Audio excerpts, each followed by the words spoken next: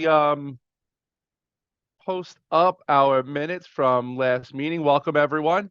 We have a bunch of things to go over today. Just as we are approaching, which is hard to believe, the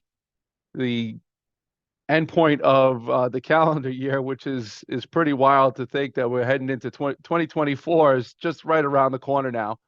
But in terms of DCEP land, we have to do some finalization. So we'll take some time just to look at the feedback that I received from Central.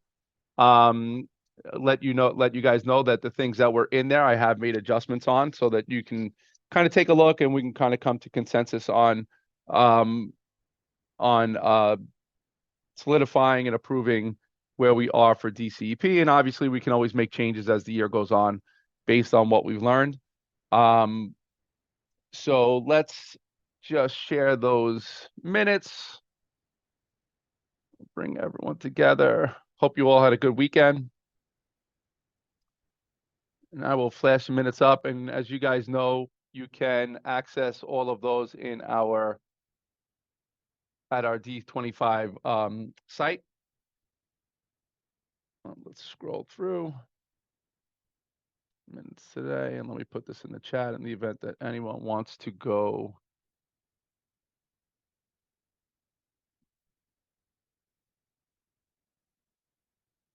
to our site. Let's put this in the chat. You go directly there if you want to have all of the materials for today.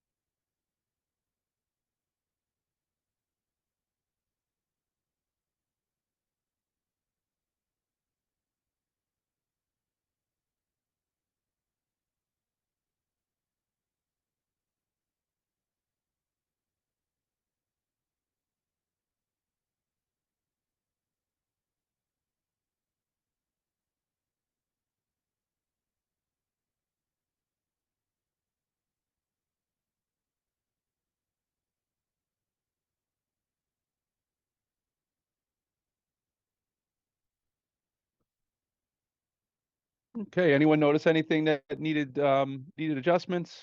Or do we have consensus on approving the minutes? Captain's Laura's name, it starts with a C, not I'm sorry, I didn't hear that, Wendy. Can you repeat that? um Catherine Santora, our new CEC member. Her it Catherine. Okay, gotcha. Thanks.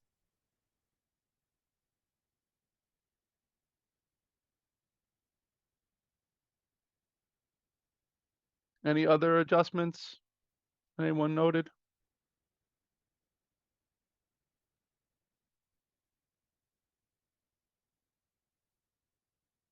Okay, we have consensus on the minutes. Yes, thumbs up, thumbs up. Perfect. Okay, so to today's meeting agenda. Whoops, that shouldn't say that. It should say November. Excuse me.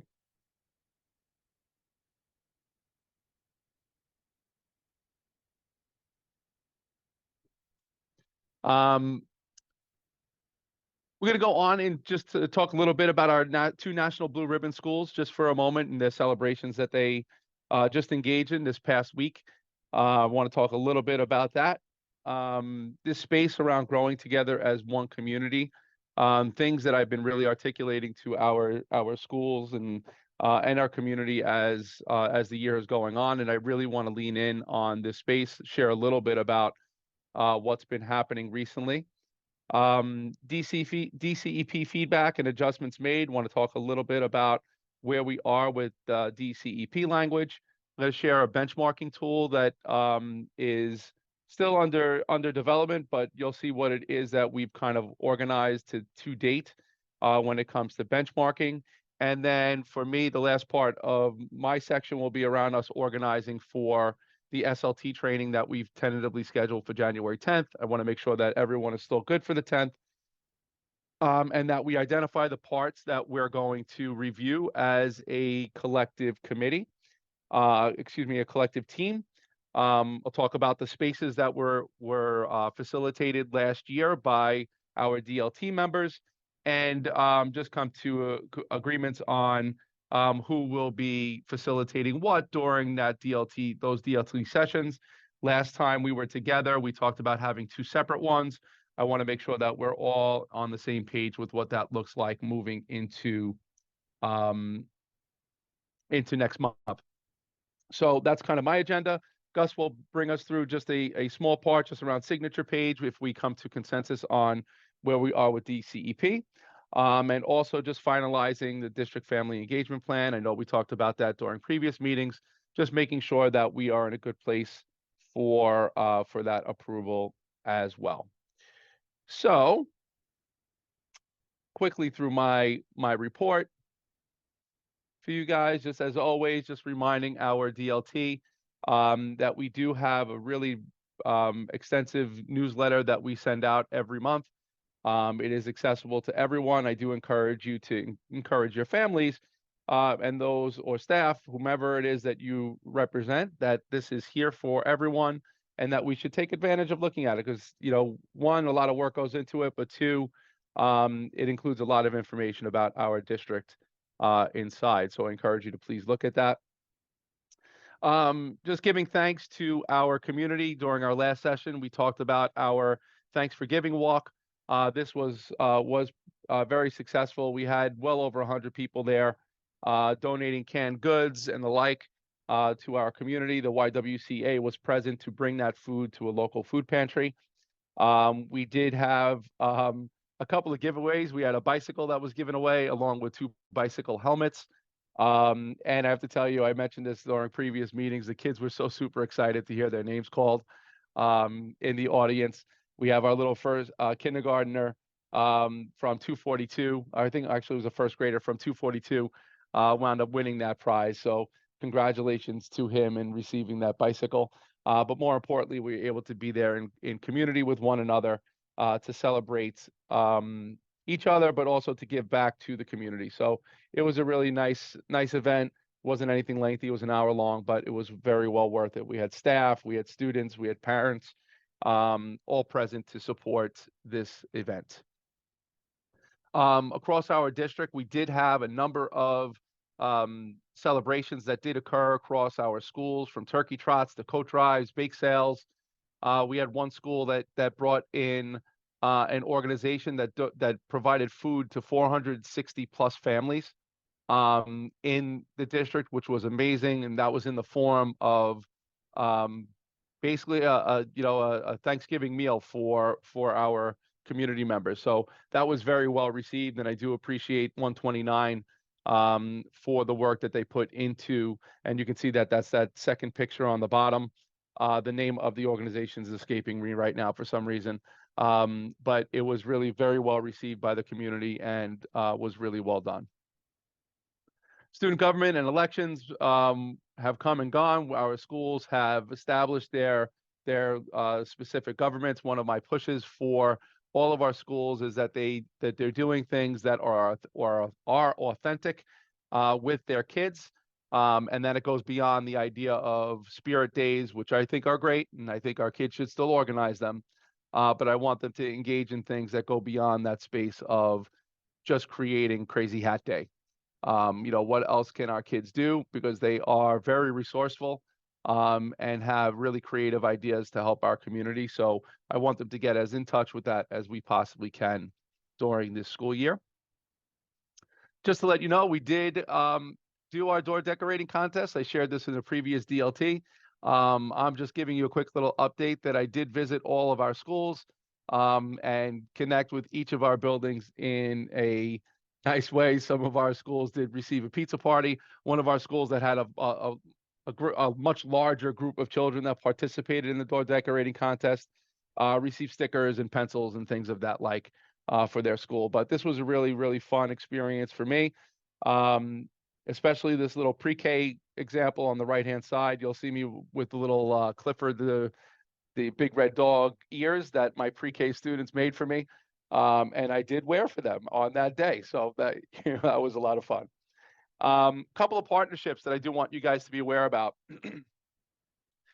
We've developed a partnership with New York City, NYCFC, the soccer club that's going to in when the stadium is built here in Queens.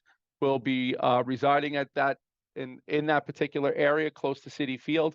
But what I'm excited about is they have connected with our district and will be supporting 6 of our schools this school year with the implementation of this partnership.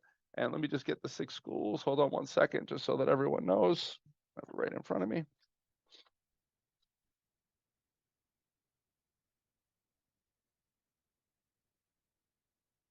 Oops, so now I can't find that paper. Hold on one second. Sorry, guys.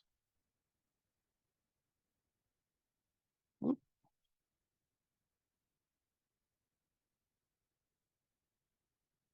You know what? I will come back to it because I just had it in front of me. Now I don't know what I did with it. But we have 6 schools with the intent that by 2025, all district schools will be able to participate in working with NYCFC and promoting soccer, good health, healthy habits, and such across our schools. So we're really excited about that. PS214 brought them in. You can see they brought in all of their trophies, including, and I have to tell you, it's a big deal when they have people guarding these trophies. No, you're not allowed to touch the trophies. None of that. These were really a big deal, including a trophy from the Premier Soccer League in Europe. So it was really pretty cool. A really cool experience for the kids and certainly some of the adults that got to participate in it.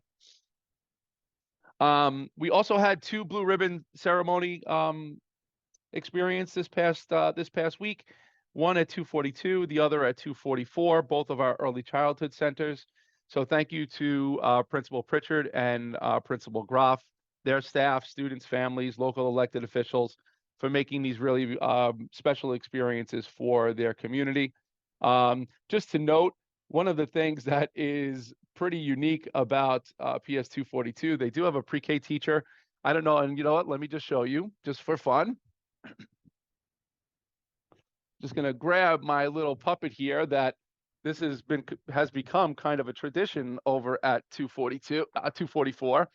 But this is Dr. Mike, the newest version of Dr. Mike over here. This is the mini-me version. But Principal Graf and his, oops, hold on one second. I'm getting a call in here. Whoop.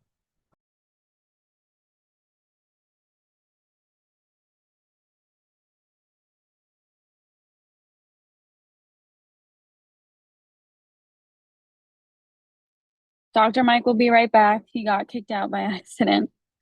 Just bear with us 1 second.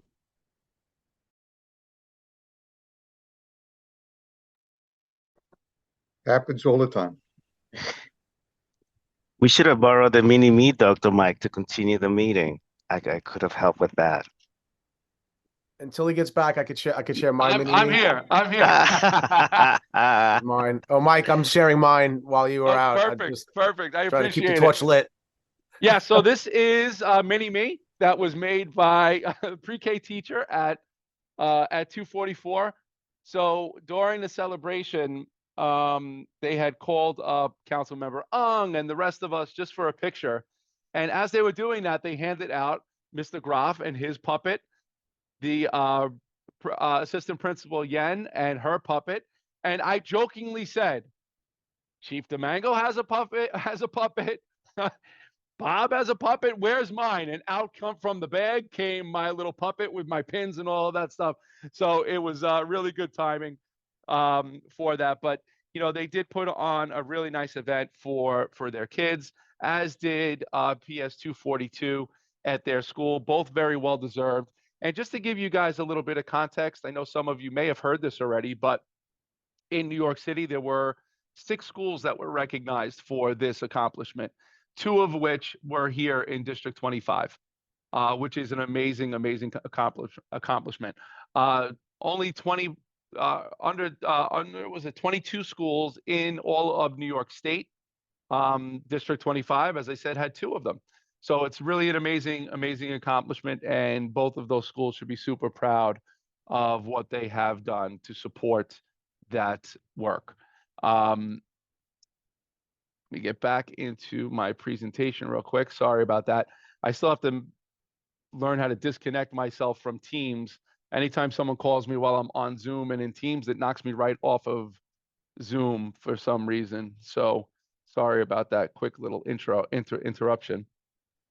But that was our blue ribbon ceremony. It was, as I said, very well attended. I'd like to thank all of our local elected officials for being present during both of these events, as well as our CEC members too, who were able to join. It was really made for a special day for both communities. The Unified Bocce League, this was kicked off last week, and I have to tell you what an amazing setup this was for our kids. It was really super special for our participating schools: 219, 185, 250, 194, and I'm forgetting one school.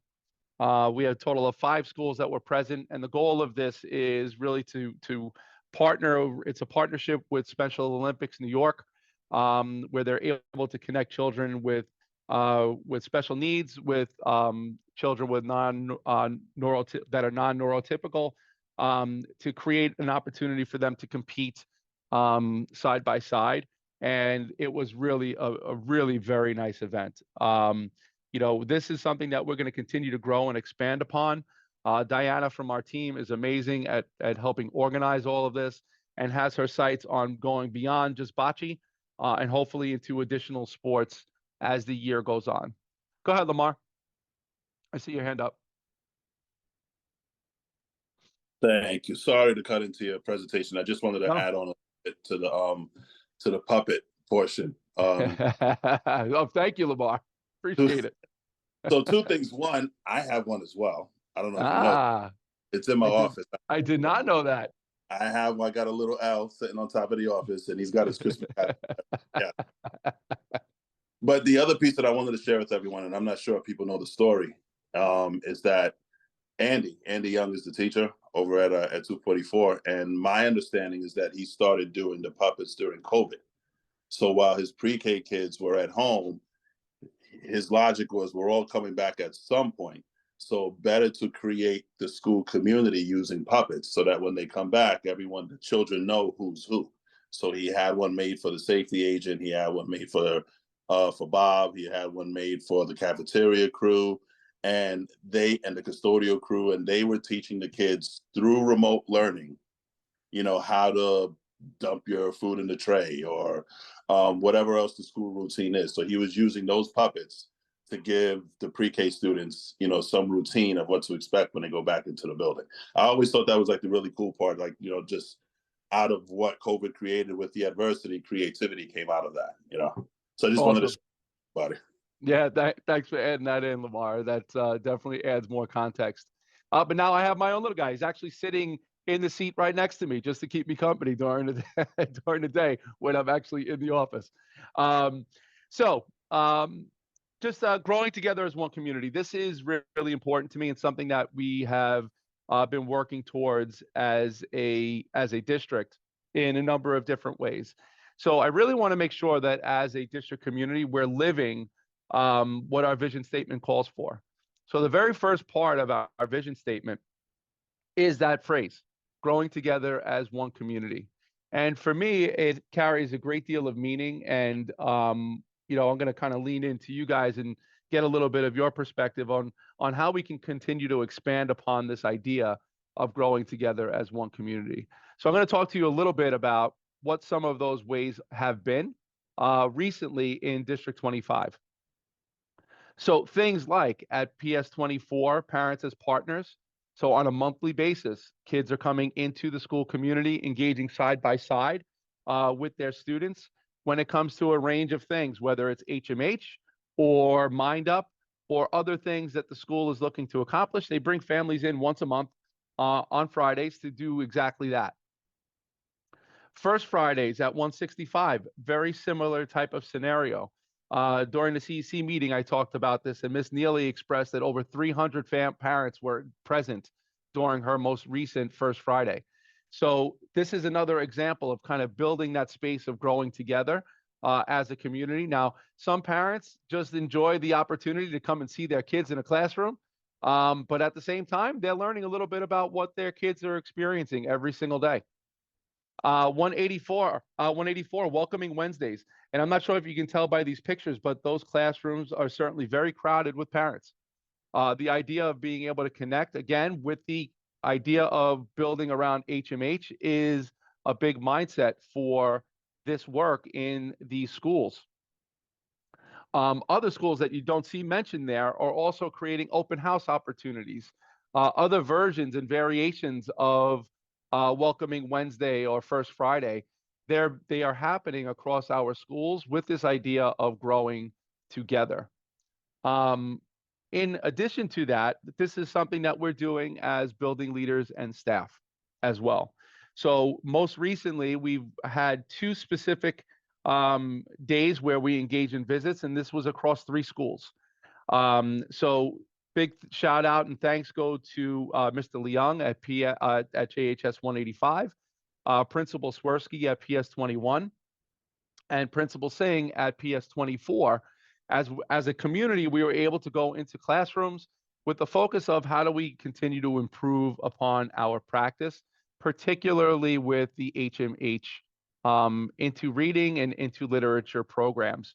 So part of this work was us being able to get into classrooms, identify the patterns and trends of great practice that were happening so that we can build upon it as a district community, not just as an individual school, but what are we learning collectively to support improved outcomes as a district. So I'm just wondering, just in terms of this idea of growing together as one community, one, your perspective as a constituent around the idea of really bolstering that part of our vision, but the current things that we've put into place and continue to expand upon. So I'm just wondering what your initial thoughts are on that. And then I want to talk to you a little bit about what we have planned and in mind for next steps in this area. So I'm just going to come off screen. I'm just wondering if there are any perspectives that you guys have on just that idea of really pushing the growing together as one community component. Does anyone have any thoughts or perspectives on that they'd like to add, just as I take some notes in this slide deck from your perspectives? Anyone have any thoughts on that? Hey, Mike. I do actually. Oh, go ahead. Go ahead, Rob. You go ahead first, Rob. I'm sorry. I Pardon. was just going to say the fact that we have a homogeneous curriculum now for ELA is a great launching point. We're all learning together. We're all finding ways to make this work as a community. I've seen more collaboration this year than I've had in all the years combined. We have like a solitary purpose to make sure that children are reading and learning under this curriculum. And I think through that alone, it gives us a very solid purpose. So I'm seeing that more and more. Awesome. Love that, Rob. Lamar? I was saying, I think that we have a golden opportunity, and wear my union hat. We have a golden opportunity, I think, right now to show elements of collaboration from both ends. You know, I think that we can, I feel when I walk into buildings or when I have conversations with folks, my objective is not necessarily what are you doing that I can snitch. It's more how can we help? And I hope I convey that to people. I hope I'm doing a good job of that. But I think that if we're all in this cycle of circle of education, you know, there's opportunities for us to all stay focused on that main goal, which is, you know, serving our community and working with our children. Case in point, you know, you talked about, and I know this is the extracurricular, but you know, you talked about NYCFC, you know, working in the district and working in different schools. Like you and I talked about it in passing, and we had kind of the same idea because we had the same phone calls. Like, why not use that as a sign where all parties involved are doing something that benefits everyone as a whole? I think we're really on the cusp, I feel, of doing something big in that space, you know? Awesome. And by the way, just so you know, we've gotten a commitment that one of their top soccer players is willing to join me for a podcast event, just so that everyone knows. Hopefully that'll be exciting for our kids to kind of get on there and hear a little bit about, you know, perspectives, obviously around our goals, around the importance of reading, but also perspectives of an athlete, what it takes to, you know, to sustain greatness as an athlete. So I'm excited about that. We'll be organizing that soon. Go ahead, Monique. Yeah, I think it's a great thing growing together as one community, because District 25 as a whole, I know I've lived here most of my life, over 40 years in District 25. Couple minutes, right? Yes. And my children have gone to District 25, and I've always taught them how important community is. And I feel that, as you know, most of the DC 37 members that work in school buildings are from the community. And they have a vested interest in making sure that, you know, the students that they service during the school year have the best of the best, because obviously and hopefully one day they'll come back to their community and help it grow. And so I think it's a great idea. And I think it's a wonderful start to District 25. I remember when I was on PTA and what Mr. Marino was saying, principals would meet every month in District 25. They'd pick a school, they'd sit down, they'd collaborate, they'd talk about issues that were going on in their school buildings, and they'd work together so that way there was equity amongst all the schools. So if one school was doing something, all the other schools were pretty much following along. So I think it's a great opportunity too for the administrators to see what's going on in other school buildings, and we don't feel like we're competing against one another, and that we're growing together and not in different directions. Yeah, I love that, Monique. And you know, that's really why I want to lean into that space around that part of the vision. Is because to me it carries so much weight. If we're really building our roots across our schools, then what better way than to do that collectively rather than in our individual spaces, right? So thank you for that. Any of our parent comments? Wendy, Shirley, anything that you want to, Rachel, anything that you want to add to that? I know what Lamar says. I think if we have more collaboration, you know, with the parents on because a lot of the times the parents are majority of the parents in our district probably doesn't understand what's going on. If there's more workshop or outreach, so the parents can be more engaged in the child education, that would be very helpful. Thank you for that, Wendy. I also Shirley? think, sorry, Yeah, go ahead, everyone. Shirley. I also think is that with the collaboration and partnership, again, it makes those bridges, those transitions, especially for all the stakeholders from elementary to middle school to high schools. And then, when you form community, we know we're all in together and we'll help support each other. We're on the same goals, and it creates that welcoming environment. And we know that each of us are in it for the scholarships, but for a good purpose to share the ideas. And when we have more input, we can think out of the box and be more innovative.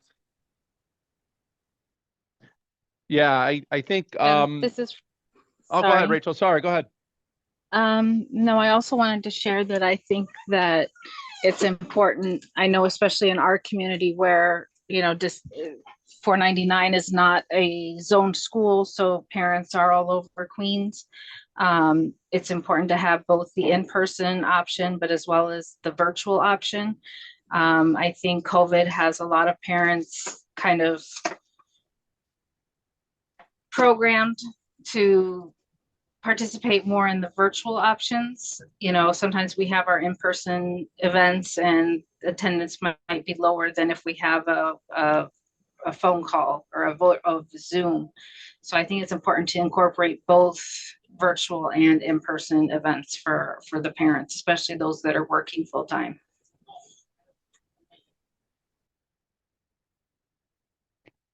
Yeah, agreed. And I think if nothing else, COVID has certainly taught us a variety of different ways to connect than comparatively speaking to what we were doing before.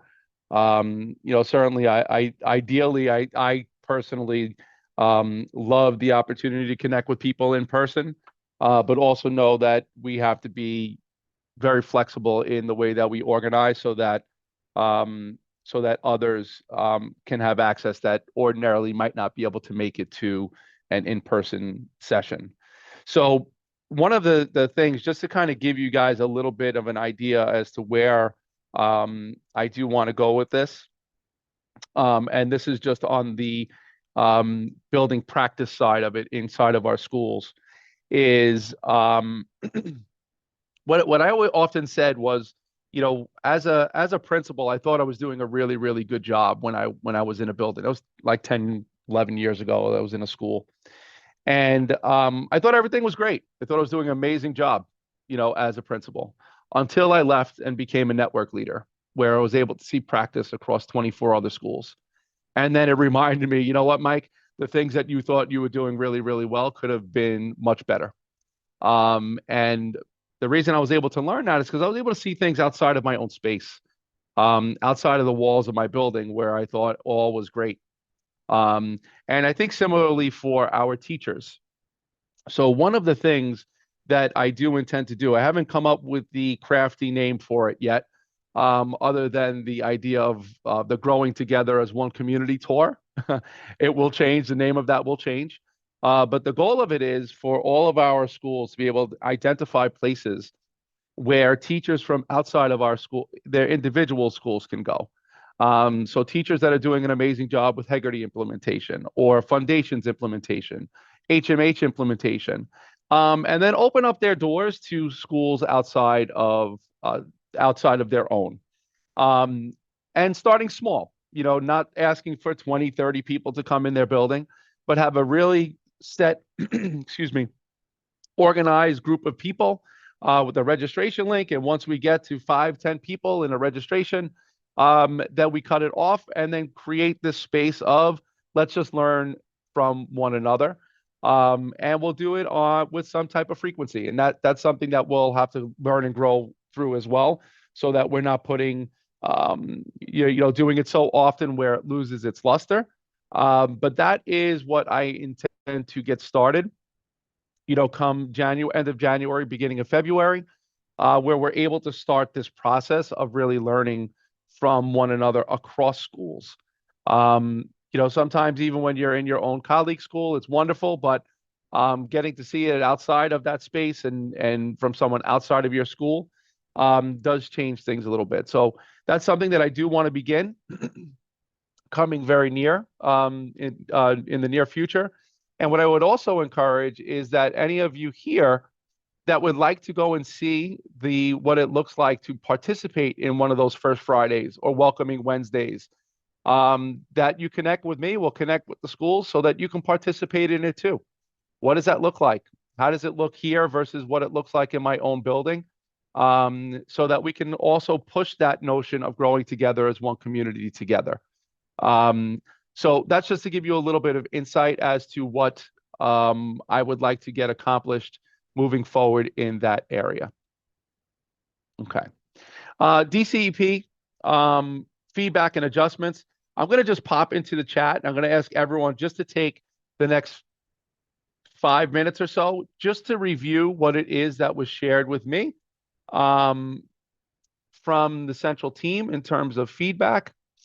What you will notice, thankfully, is that there are, and let me just show you, just so everyone's on the same page with what this looks like. This is what I received from central office. You'll see the section numbers, section 2, 3, 4. This is how the DCP is broken up on the left-hand column. Then it will be followed by the expectations from each of those sections, whether or not we as a district complied with the expectations and if they were addressed, or if additional information was needed, which you will see here, and 1 or 2 other spaces. And these 2 boxes happen to be because we needed to change from Chief Domingo's name to my name. And that was in large part what some of that feedback was. But I'm going to ask everyone just to take the next 5 minutes, just to kind of scroll through what was shared in terms of feedback. I will put it into the chat so that you can have it here. I'll just put the timer onto my own phone so that everyone can give it a look-see. And then I'll talk to you a little bit about the changes and adjustments that we were able to make. So I'm going to put the clock on for 5 minutes. If anything strikes you, you have questions about it, we'll come back together and chat. But just take that next 5 minutes or so.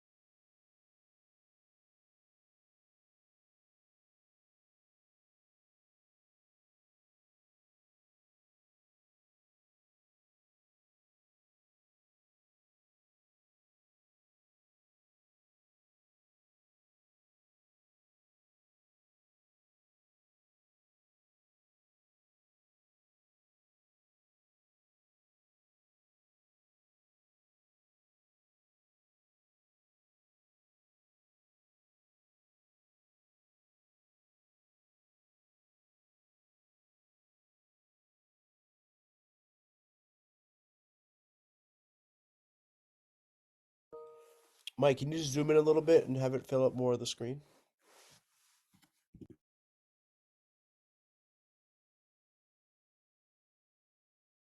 Thank you.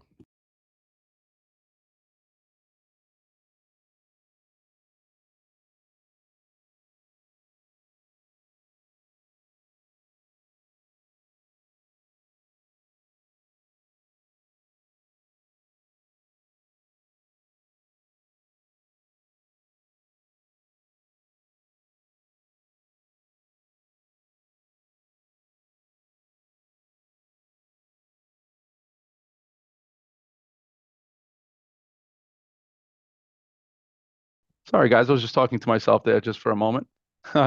So you should have noticed that for the most part, the areas that needed additional information were minor things such as superintendent's name. These things have been changed.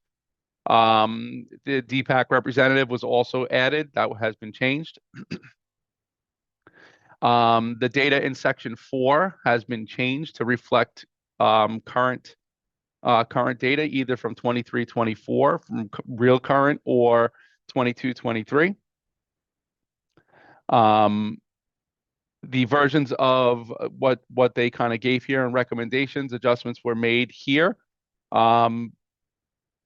as well. The biggest change, just so that everyone knows, was in priority 4. This was our math goal. And the reason why there were changes is because at the onset we were waiting for map assessment results. So those have been since changed and added to the DCEP. I have added into our data today the DCEP document.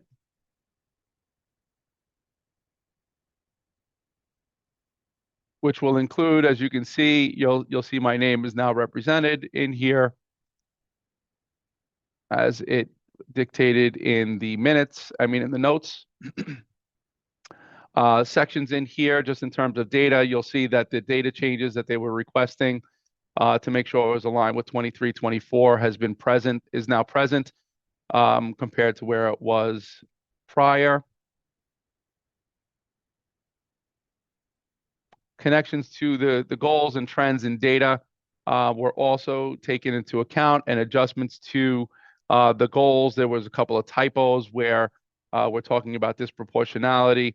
There was misalignment between what was stated here and the target population. So those things were corrected.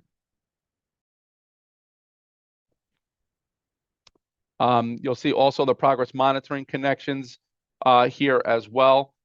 For each of the goals, all the data that we need is present inside of here for our goal setting, which is important, along with the action plan steps that are required for parent engagement as well. The one that I do want to make sure I show you, which had the most feedback, was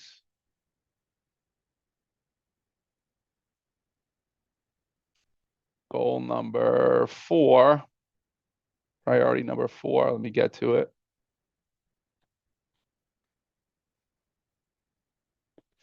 This was as I mentioned, the math goal.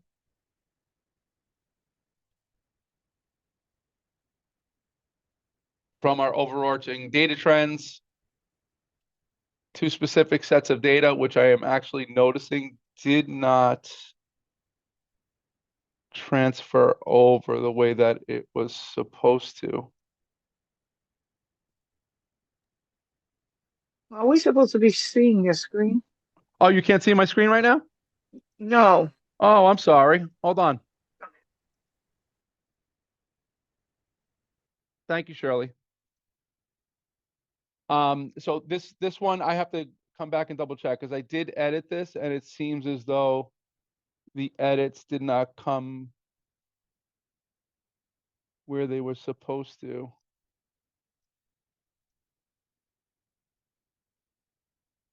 Why did that happen? Let's see.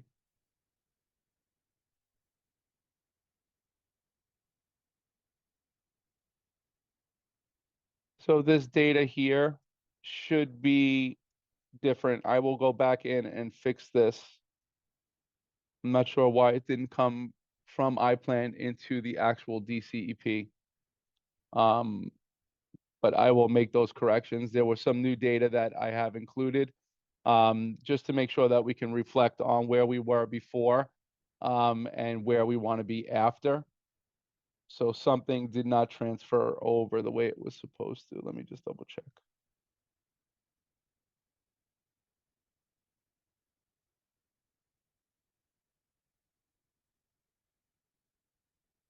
Yeah, this whole section here, this top one needs to change with current data. I will fix that. The one below has been adjusted for iReady proficiency. Last year, iReady indicated that 57% of all learners were early on or above grade level. End of year, iReady said 32.5% of our Hispanic learners and 31% of our Black learners to be on or above grade level. The goal is that we are improving by a minimum of 5% by the end of the year. So this one transferred over. I'm not sure why the top one didn't. So I will fix this top one, so that we are good to go for approval. But all other goals should be intact. That was really the only one that had a lot for us to change inside of it. Does anyone have any comments on the DCEP currently?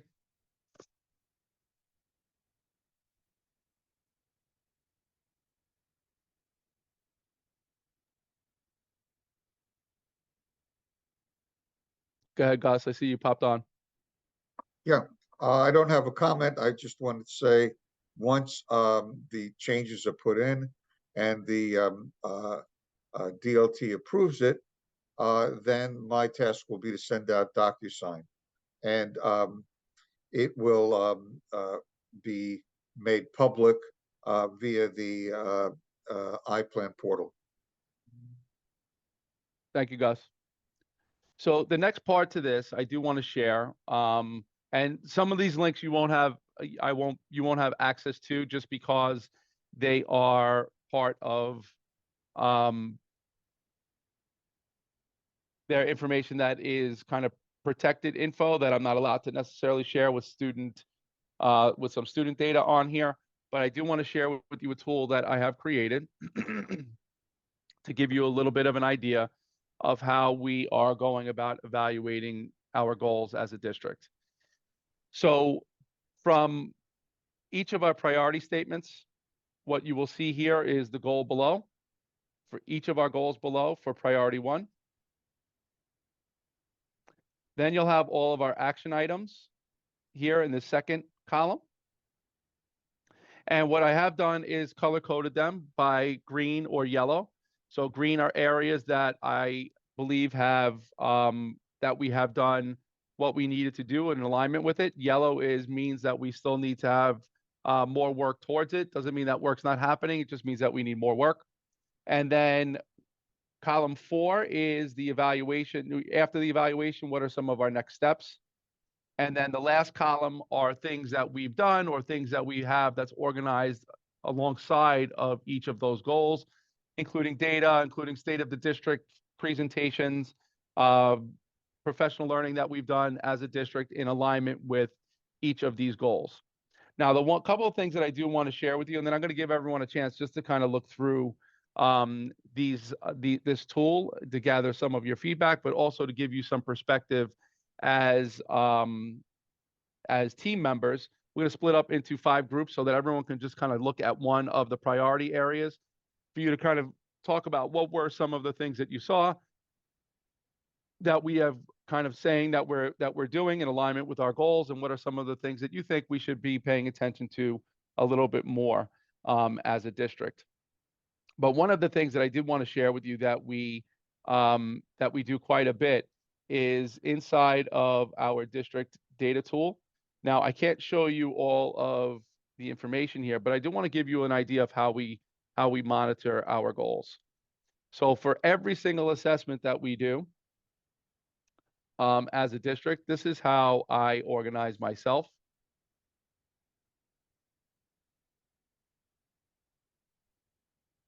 to monitor our goals, and it's just loading. It's a very big file.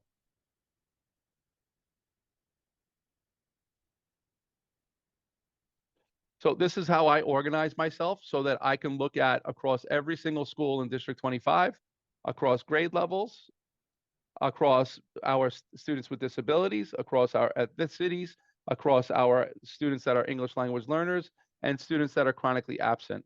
And what this allows me to do in this particular example is our iReady data. So if I wanted to see how is grade 3 performing, I could look at specifically grade 3, and it's going to change all of the data for all of our schools. So I have some perspective on where and how we're performing as a district community. So this is just an example. You won't have access to this. You would need access from me in order to view all of that, but this has student individual information in it. So we're not necessarily going to go there, but I just wanted you guys to know that that is one of the tools that's present inside of my DCEP monitoring tool. So I do want to share this with you. I did put it in the presentation for today, but I'm going to add it to the chat.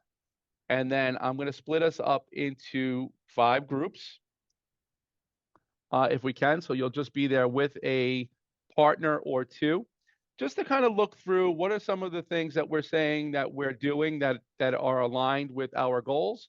What are some things that we still, from my standpoint, still need to work on, and the adjustments that we have in mind for this school year. So I'm going to stop sharing just for a moment.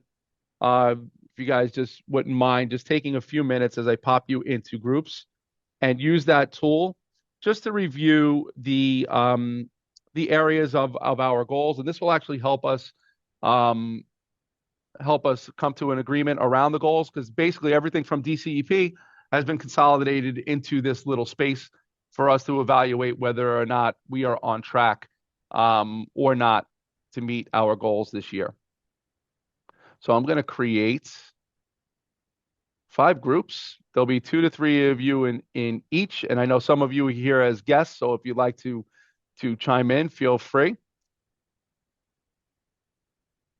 And hold on.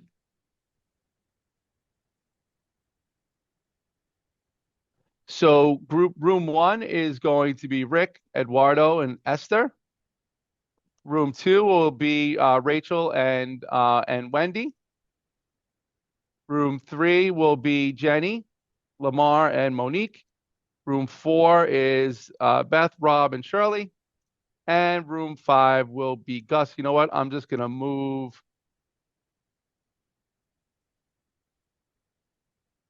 one of our team members in there with you. Another one of our team members in there with you. Okay, I'm going to open all the rooms, and we're not going to spend long. I just want you guys to have your eyes on it and give me some of your feedback. Just 5 minutes. So in room 1, again, Eduardo and Rick, you'll be a priority 1. And I know you guys are just in here as guests, many of you, but that's fine. Just to get some perspective, Marissa, Rachel, and Wendy.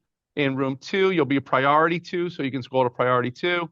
Room 3, Jenny, Lamar, and Monique on priority 3.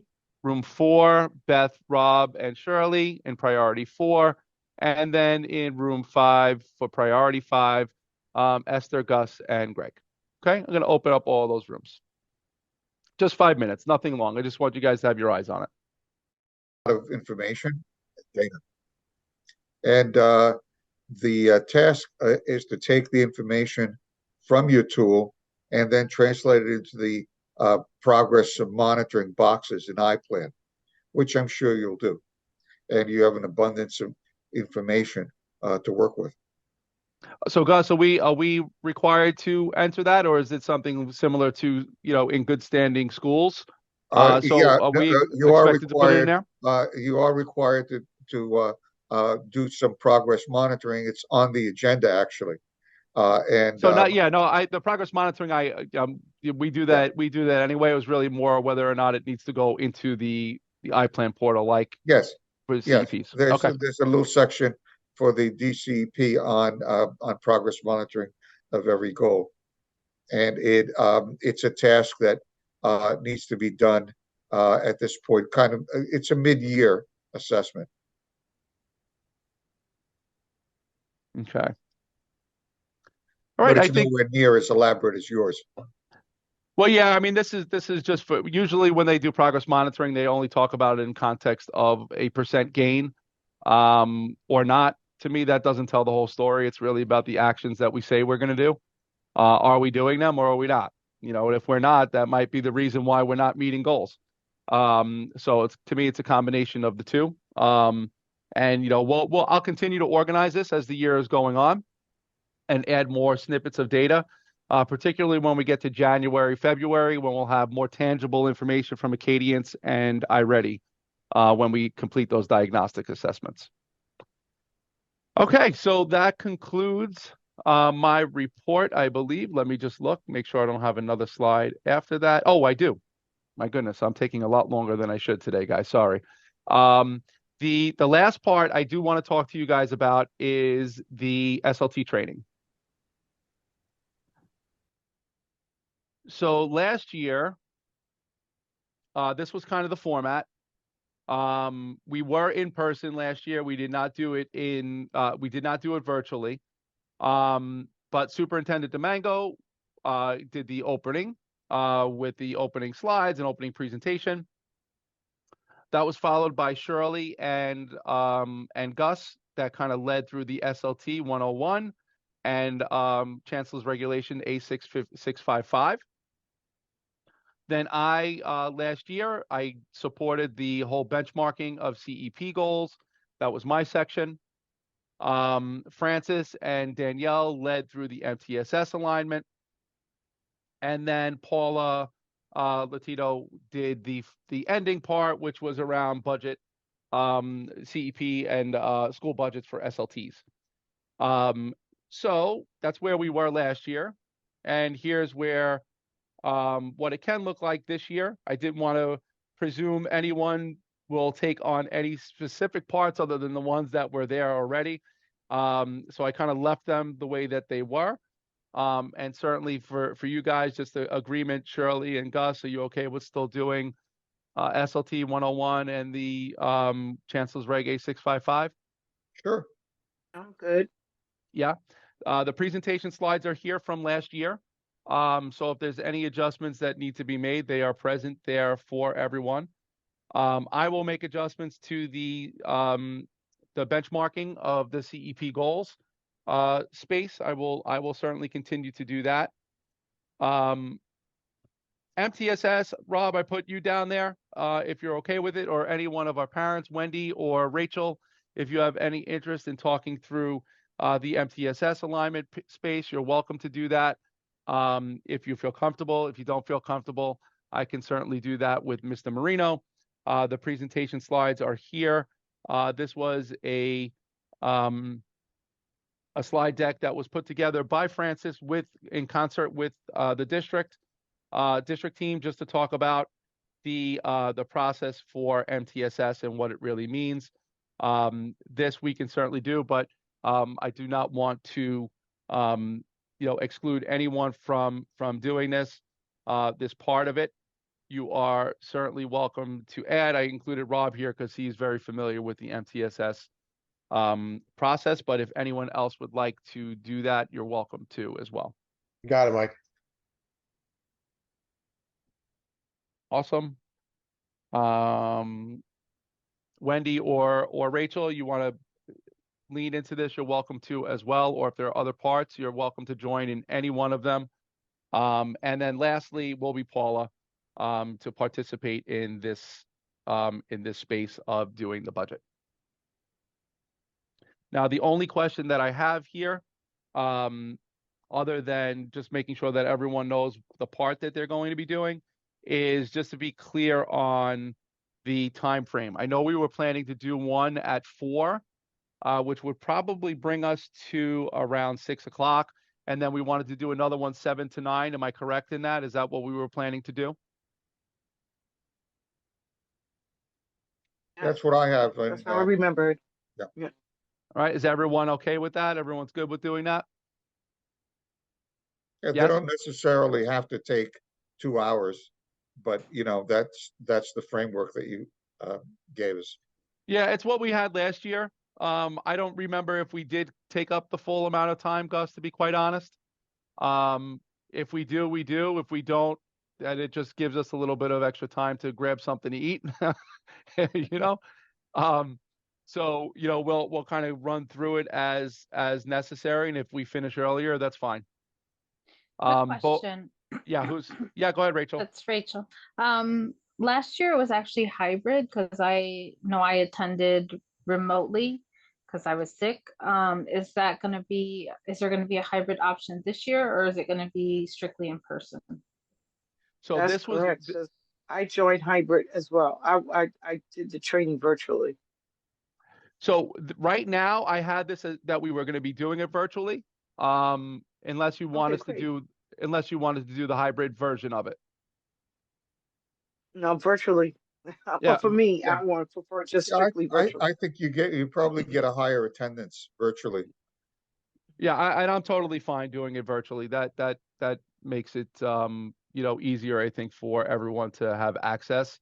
Again, that's saying, and I'm someone who'd rather do things in person, but something like this involves multiple layers. It's both many different constituents that have to be part of it. So, I mean, I'm good either way. I'm going to be on it one way or the other anyway, so it doesn't matter to me. But go ahead, Wendy. Can we go over the open meeting laws for SLT? Because there was, I think, a lot of confusion and for parents whether SLT is now back in person, or can it be hybrid? Can it be, so can we? Yeah, we usually do it with the part that's on the 101. That's Yeah. part of Okay. regulatory. It's part of Okay. state law. So Uh-huh. Gus and myself with the other districts made sure we go over the OML, Oh, open okay. meetings law. Oh, That's okay. part of regulatory part of the school leadership team. All right. Yeah, and Cheryl, Wendy, I think that's a really important point just to kind of throw out there, because I do know that there is that space for some of our SLTs around, maybe perhaps wanting to remain in a virtual space and not understanding the rules that govern behind it. So, yeah, and Gus and Shirley will definitely touch on that for sure. Okay, so if everyone's good, we'll start organizing around the What's the training date session. for what's So the this date was for the event? we had January 10th, 4 to 6, and then 7 to 9. Although I don't know that we'll take the entire 2 hours to complete, but that was the date that we identified last meeting.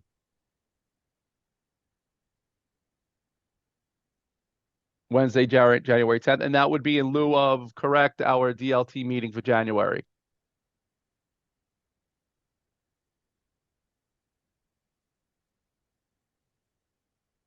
Okay.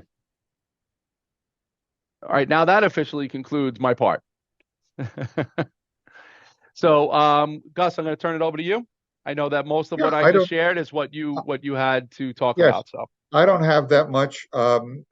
Basically, I want to commend the district for doing all of its CEPs. You're 100% complete. You're either the first or one of the first districts in the entire city to get this done. The signature pages also were uploaded, and they will start to be put into iPlan, I think, next week. So DLT members, look for your schools, whatever schools you're particularly interested in, and give it a few weeks, probably I would say 3 weeks. If you don't see the school, let the district know, and I will find out why it hasn't been posted. But all of our CPs, since they were approved and certified, uploaded and submitted on time, they should be among the first to appear in iPlan. Similarly, we're almost 100% on. We're doing a terrific job on PAC, Parent Advisory Council uploads for Title I, both the meeting information and the information for DPAC. I know that there are some loose ends still waiting to be done, but again, the district that is the most complete so far in Queens North. So you're doing a terrific job with that. We expect that state ed during the month of January or February will complete its accountability process and begin making announcements as to schools identified for any improvement status. I'm hopeful. My expectation is that we won't have any in District 25, and that you will continue to be in good standing, but we won't know for sure until that list comes out. In terms of the DCP, as I mentioned, the deadline for completion is the 15th. You're well underway of completing it. It will the process is to put it into iPlan, which all of the DLT members should have access to. Once Superintendent Mike lets me know that it's been completed, I will send out the DocuSign. I have a PowerPoint on DocuSign, but I don't think it's necessary for me to go over it. You're all veterans with DocuSign at this point. In fact, I want to thank you. I've been sending out reminders, duplicate emails on DocuSign for the consolidated plan and the DCIP. And what happens is that the system, for reasons unknown to me, ladies and gentlemen, and it's annoying, it sends out an email to some people who have signed already. And so I get these emails from folks saying, I already signed this, Gus. Why am I getting an email? And I have to, my standard response is, I'm sorry, don't sign it again. So that might happen with the DCEP as well. And remember that the signature is an approval, a consultation signature, just like all of the others. And that when you sign off on the DCEP, you're also signing off on the parent and family engagement policy, which it leads me to ask Esther. Esther, did we already formally approve the change to the policy? Remember, there was a little section that we needed to add, and this was a citywide issue having to do with early childhood. And I gave the district that language, and it has to be added and into the policy, into the iPlan version. And we have to have it, it's on the agenda. We have to have it in the minutes that it was formally approved. Do you know, I don't think we did it last time. So has everybody seen what's the situation here? Can we approve it, or do we have to defer to the January meeting? Esther, Mike, Jenny? Yeah, Gus, I'm just looking in the DCEP right now. Hold on. Yeah. I know that we did discuss it.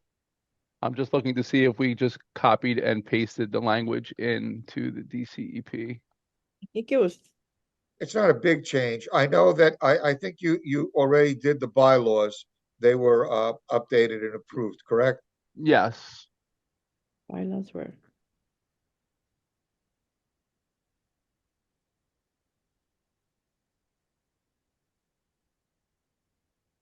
Yeah, I will look for the language, Gus. I'm pretty confident that we did that, but let me just give me one second. If there's anything else that you want to add, go ahead. Can we get consensus on approval for the latest version, or do we have to defer that to the January meeting? Well, let me just share the language with everyone, and that way that can be added in, because I'm pretty, we had already done the parent engagement policy from the previous year. This was just an add-on for this year. And you already had language in there, but it was very similar. They just reviewed them all citywide and asked that all districts put in this standard language that state ed felt was better and uniform.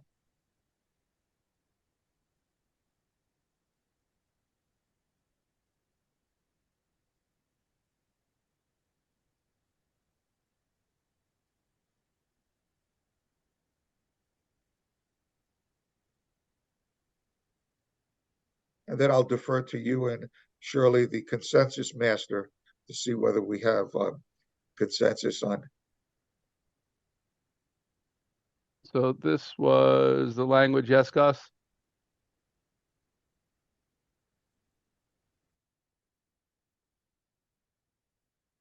Right, for the early childhood? Yeah, it was brief. It wasn't very elaborate.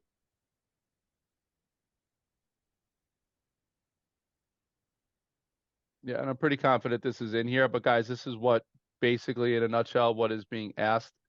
And we gave some examples, right? Yeah, school district will continue to engage in these types of activities for our early childhood schools.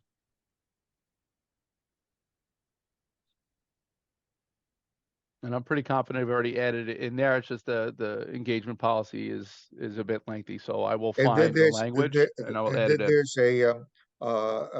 a adoption at the very end of the policy, which says, a particular date. So that adoption language would be updated to include today's date. And it's in effect for 2 years. It doesn't mean that you can't change it or that you don't look at it next year. It's just that you don't have to do a formal process, but you can if you want to, as we're doing this year. Does anyone have any issue with the language that's here? Because this is basically what I took and put into the plan. I just have to find it inside of the parent engagement policy.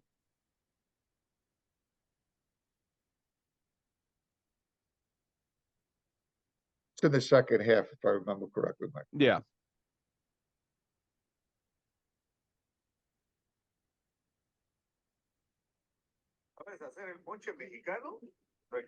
Whoop.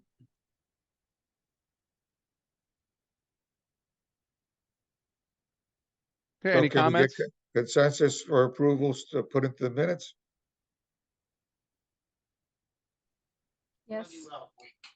Good Okay. for me. Good for me, Gus. Approve. All right, we're good. I will make sure that it's in there. I'm pretty confident it already is, though. Okay, great. I think that's about all I have. Terrific. The SLT training, are we going to have a meeting about it, or is this it? Will we discuss it? And you will send out the final version of the PowerPoint. Yeah, so the week we get back from break, I'll put something out there for especially for those that are presenting, just for us to get together for a few minutes, provided everyone's okay with that.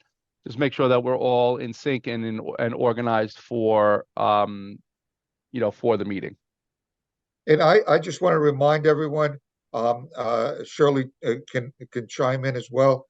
The current policy in terms of SLT meetings is that the core members have to meet in person, and the meeting can be hybrid, and as long as the core members are physically present to have quorum, and you can have it hybrid or you can have it in person only. It's your option, but it can no longer be totally virtual. Even the Am I training, correct Gus? about that? No, the Even the training, SL no, training? that's not under open meetings law, the training. But I'm gonna add to what Gus said, because basically for SLT members, it's in person, right? The hybrid portion, if it's in their bylaws, is to allow for extreme or extenuating circumstances, by month, right, which must be defined in the bylaws. Then they can participate virtually, but they do not count towards quorum. And the only way you can do business is to have quorum. Quorum only can be met in person. Now, as for observers, they can come in person, but the SOT must have a video conference so they don't have to come in the building. So it could be the hybrid, which is for the observers, virtual platform, or they can live stream the meeting to Facebook, YouTube, etc. And that's the amendment from January from the open meetings law. So observers have the option, team members do not, to be in person or virtual. Got it. So it's like our CEC meeting. Our members must be in Exactly. person. We have the hybrid for the audience, the public, and the members that cannot join in person, who's, because of an excused absence, then they, as long as we have quorum, then we're That's able correct. to And they must do meet, yeah, they business. must meet that extenuating circumstances. It's just like the CECs, which is listed about. They both are subject to open meetings law. That's why it's exactly the same. School Yeah. leadership teams are Okay. subject to open meetings law. Okay. And there are So- some hybrid protocols, if I remember correctly, Shirley, that Central issued. Hybrid practices or best practices or something like that. Maybe we should. What do you think? Should we incorporate that into the presentation? So what I'm thinking, we still have the 8th was already our regularly scheduled DLT meeting. Would you guys be okay with just coming together for that meeting on the 8th to touch base before the actual training on the 10th? That's good for me, Mike. Yep, it's fine with me. Okay. I'm okay with that. Okay, perfect. That way we're all squared away for our meeting on the 10th. Okay. Okay. So Gus, you good? I'm good. Thank you for your attention and all of your wonderful support. Awesome. Thanks, Gus. High school superintendent report. Eduardo.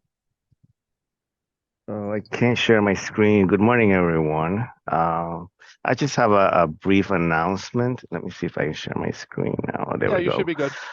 Okay. Screen 4, share. All right. Okay. So I just wanna, before I update my the website for Queens North High Schools, I just wanna say we were highlighted by Central for hosting instructional support services open houses in our schools, and these were not held as separate events. They were in conjunction with the actual school open houses, and so families were able to meet with special education reps in every school to find out about special education services. I want to invite everyone to our next Queens North Family Forum, which will be next week, December 19, 6 to 7:30. I will be dropping the link in the chat, and that's all the updates I have from high school. Thank you. Okay, thank you, Eduardo. Yeah. Mike, I just need to add one thing. Yeah. Excellence is not only the exclusive privilege or reputation of our community school districts, Yeah. but at the high school level as well. Yeah. Superintendent 2 is also 100% on all CEPs and all of those other items that I mentioned that you've completed as well. So I know they are multiple districts, but they're also at 100%. I just wanted to make that clear. Thank you. Thank you, Gus. Shirley, high school president's report. So first, I'm going to do the citywide high school subcommittee. The notes were shared. I believe that Lewis put it on the folder for anyone who wants to see the notes. The summary. So the hidden gem came back to Queens. It's the Queens Technical High School. It used to be known as Queens Vocational and Technical High School, which is a CTE school.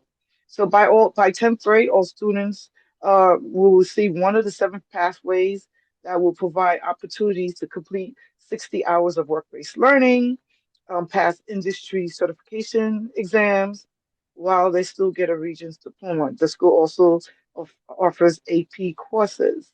The The superintendent is Queens North. It's a Queens North High School. So that was the hidden gem.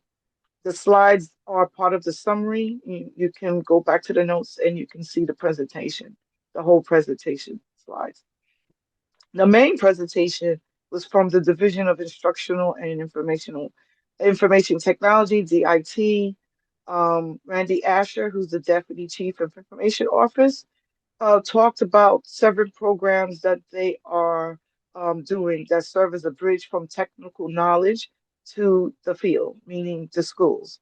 They worked on a school modernization planning and partnership division. They work along with them to get support. They had mentioned there will be an AI integration into the support hub, building and piloting AI resources for teaching and learning and student support, improving connectivity and hardware and cyber security. They also create a new special education data management system, modernization to the ORs and the SOHO systems to improve reporting of safety incidents progress towards a new strides bus tracking system for families. Again, the notes and stuff are part of the summary, and you can access the slides for the presentation. And then in our borrow-based breakout, Queens decided that we would like to invite special education to do a presentation on that Special Education Advisory Council, their findings, because in high schools, special education scholars need a little bit more support and different resources when they reach into high school, and also making sure that their IEPs and their is transferred.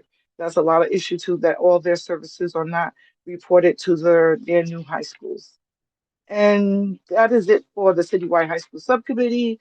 And as for Queens High School President's Council, is going to keep it brief. Our meeting is tonight. It's hybrid at the UFT office. We're going to celebrate the Holidays Network, so all is invited. That's at 7 p.m. and is at the UFT headquarters in Forest Hills, UFT headquarters in Queens office, I should say. We just completed along with Francis Lewis PTA and with the Queens Public Library, we did a grant writing workshop that occurred past Saturday. It was a really good workshop. It was conducted by the Queens Public Library's Central Library, the business librarian, and gave us interesting materials and stuff. And we're going to share out that Francis Lewis PTA is doing a workshop for college, for scholarships, resources, and the way that the families, the seniors can look to apply for colleges. That is happening on this Saturday, and flyers should have been sent out or will be sent out later today regarding to finding how to find scholarships and which scholarships are there and where are the databases to find all the money, because there's a lot of money out there for free money for colleges. That will be all for my update. Thank you. Yeah, thank you, Shirley. So important. Just a couple of quick things, and you just reminded me of the importance of things that you guys, we're doing too around the IEP process. Just to kind of tap into one of the things you just mentioned around transitioning into high school. That very well may be something that we can create a little bit of a collaboration between us and our high school friends to make sure that kids coming from District 25 as eighth graders into high school, that they have clarity around what does that mean? What should I be doing as an advocate for my child moving into high school, to help support that process of moving into the high school space. As we know, it's not as easy as, from our elementary to middle. Now this is a middle to a high school that may be outside of district, making it a little bit more complicated to ensure all of those needs are met. So I just took a note on that for us in terms of that collaboration around the IEP process and transitioning. But also that idea of getting some of those funds, and when parents are knowledgeable on it, it brings them opportunity that is not as present when they don't know that certain things are available. So Shirley, the more you can send that info to us, we'll make sure that we get it out too, to our folks as well, because it is super, super important. So thank you for that. Mr. Marino, anything from CSA? No, CSA has nothing to report. Thank you. Thank you so much. Sorry. Lamar, anything U of T? Yes. So we're having, well, not we, but we're planning on attending there's a mayoral town hall that the state education department is having next Monday, the 18th. Every few years, mayoral control is on the table for discussion.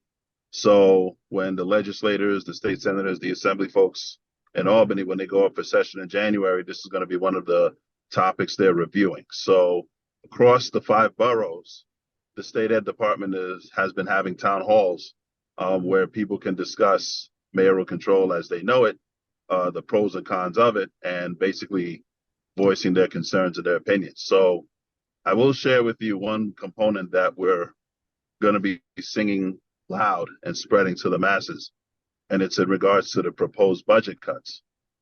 Within our district, there's a website there's a website where you can calculate what your school could be, emphasis on could, on what your school could lose if the budget cuts go through. And I'll tell you now that 201 is slated to lose $161,000. 163 is slated to lose $163,000, and 209 is slated to lose $124,000. And there's some more. So not all 35, 36 schools are on the list, but there are some. And our position is that if these cuts need to be made, there should be a committee involved in making these decisions. It should not be done arbitrarily. And in any way that we can fight it, the cuts should not happen, period, full stop. So we're on that brigade right now as we speak. Our date in Queens is December 18th. If, when the word gets out, if there's anyone interested in speaking, the speaking parts are from 6 to 9. That's one big piece that we're focusing on right now. Yeah, thank you, Lamar. And one of the things with cuts, it's always relative to the kids that you have in your school. I know that there is this idea that this money is being, money will be taken away. I know right now our schools are in decent shape. Currently, we do have some that are always appeal schools that are always asking for more money, just because their enrollments are pretty low. And that's often one of the things that, connects to budget loss is low enrollment. So there are often those reasons. It's not just one thing that's causing that. It's a result of other things as well. So just to kind of make sure that everyone is aware of that also. Wendy, anything from CEC? So great news, we're finally getting the borough president appointed member. The new member is John Stewart. He will be attending our January meeting.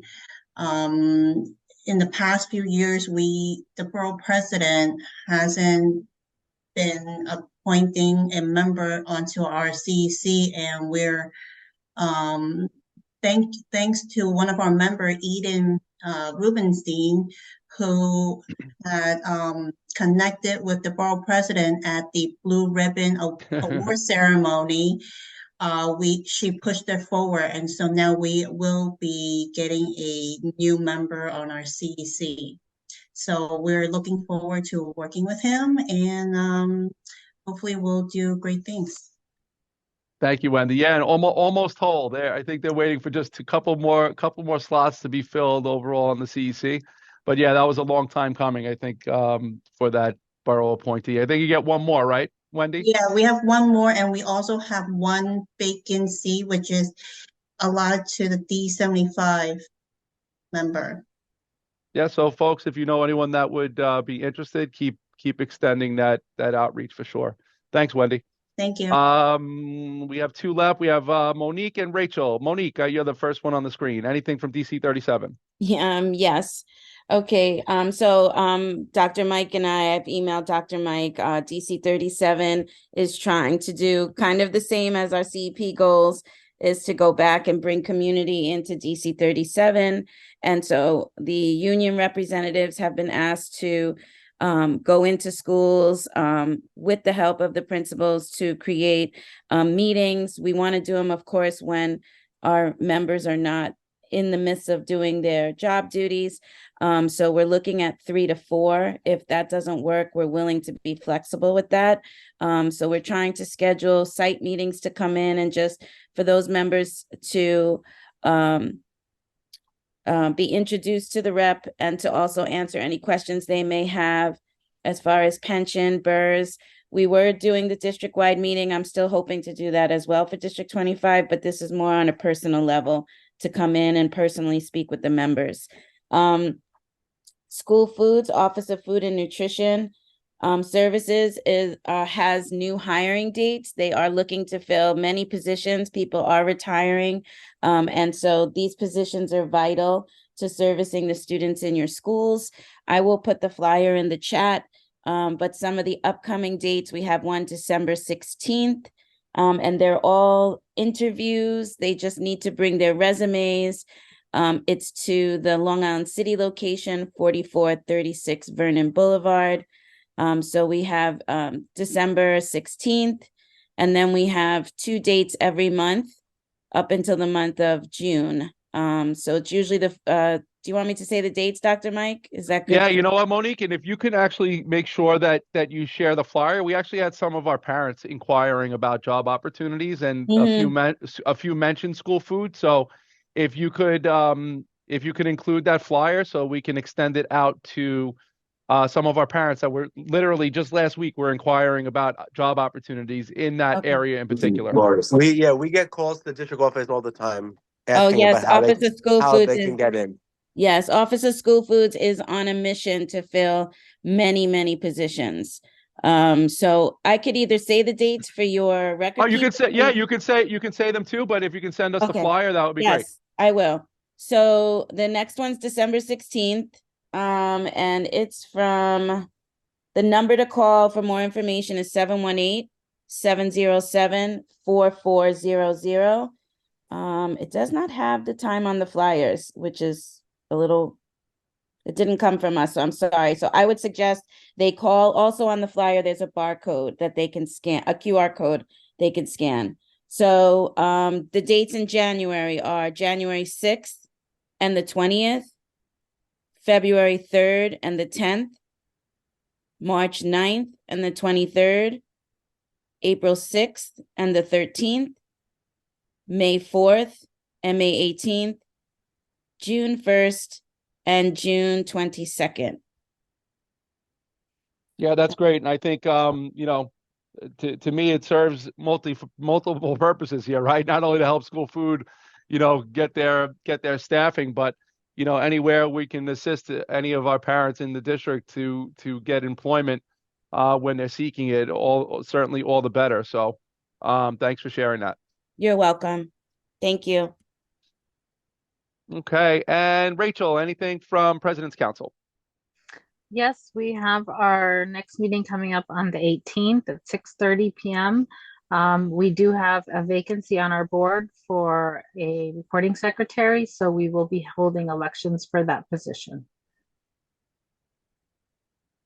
Awesome. Thank you so much, Rachel. And what I would encourage everyone to really think about is to really lean into that idea of growing together as one community. What other things do you think will allow us to do that very thing?